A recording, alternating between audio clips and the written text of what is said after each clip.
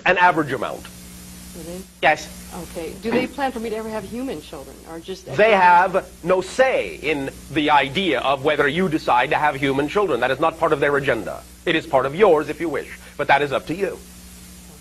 They are only concerned with the creation of the hybrids which will allow for the continuation of their own species. Will I have a chance to meet any of them? The children? Yes. Yes. In and around, generally speaking, your years of 2005 to, again, 2013, as a window, you will find that there will be more and more opportunities for the genetic mothers to begin to interact more blatantly and eventually on the earth itself with many of these children. As in the future, the near future, as you call time, many of these children will eventually take up residence upon your own planet with the mothers. Yes. Do we have to interact with them? I mean, physically be around them? I mean, they'll be here, we will make contact with them. In other words, live with them, or... Yes. There will be opportunity at first for the, as you would say, acclimatization of these children into your reality, and as such they of course will require parental guidance and support. And thus, in a sense, it will be an ongoing living situation. Do you understand? Yes, I do. Thank you very much for that. I would like to ask you one more question. Yes. What advice would you give me as far as insight as to, I'm trying to educate the public with my show. Things have been absolutely fantastic. All right, then there really is no advice that we can give to anyone who is undertaking an endeavor of creativity other than to stress that it is always of maximum and paramount importance to always act upon your highest creative excitement and joy. For it is that energy that is representative of the frequency of your true core self. And if you always are willing to take action in the direction of the thing that excites you the most and express yourself in the most creative way you can imagine, then you will be fully aligned with your self-chosen purpose, your so-called missions and goals, because you will be being yourself. And by being yourself, that is how you serve others best, because then by being yourself, whatever it is you are inspired to do will be automatically what others will need you to do that will be of service to them. Do you understand? Yes, I do. That's all there is to it. Thank you very much for that. And one last question. Yes. I appreciate. How will the environment be prepared for the hybrid? How will we be introduced to the children? Will there be a major announcement? Will there be... Usually not. There will be a time when this will be appropriate, but at first you will find that there will simply be, more often than not, though there will be some exceptions, a few exceptions, there will be isolated areas that individuals on your planet will suddenly simply find themselves being attracted to move to. And in moving to those isolated areas, they will find that it will be the correct environment for the slow introduction of the hybrid child, safe from the majority of civilization until such time as full acclimatization can take place. This will be one of the strongest methodologies.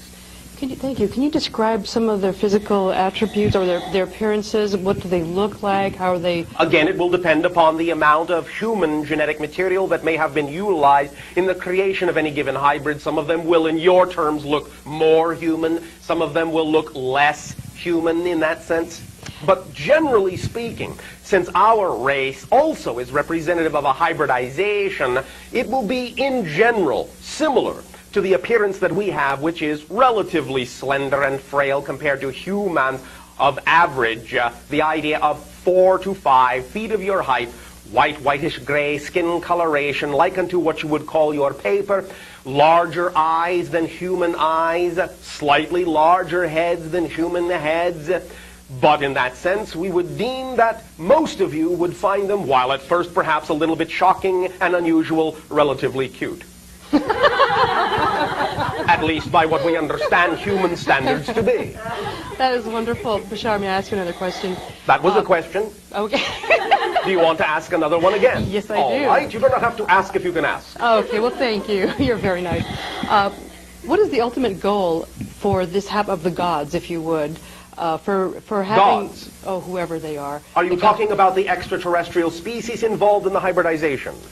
Actually, the question is, I want to know, what is the ultimate goal of the Creator in doing this? Is this going against our will? The Creator has no goal except to be itself. That is the only goal the Creator has.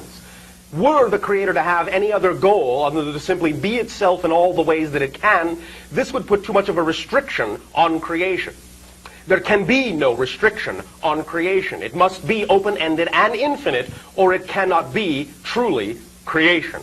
Thus, the idea of the Creator is that the Creator does not have unto itself a goal except to experience itself in all the ways that it possibly can, which means all the beings of every type, everywhere and every when that exist within creation are aspects of the Creator, experiencing itself, expressing itself in all ways that it can from all perspectives, and in essence, interacting with itself in all manners possible.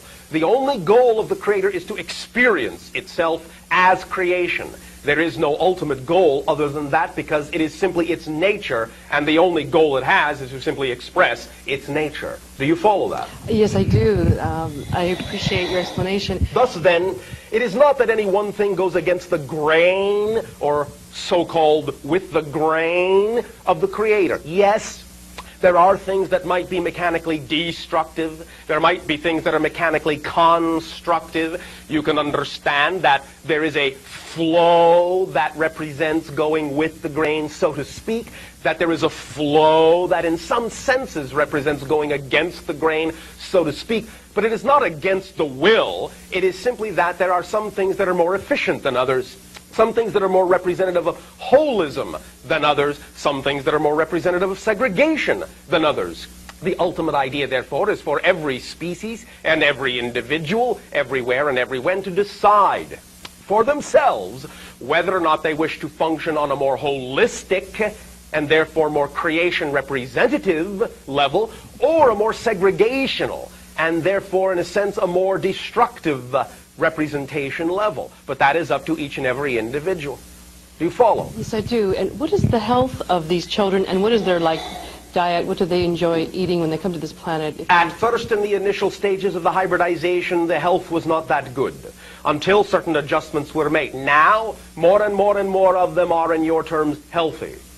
There will be a very light diet, as it will be mostly in liquid form, what you would call the liquefaction of vegetables and fruits, some of which are native to your world, which are brought to them for the ability to adapt, some of which are not native to your world. In that sense, there is a very, very light amount of the ingestion of solid material, again in natural raw form. They will not eat anything that you would call cooked or prepared in any other way other than being natural. Do you understand? Yes, I do.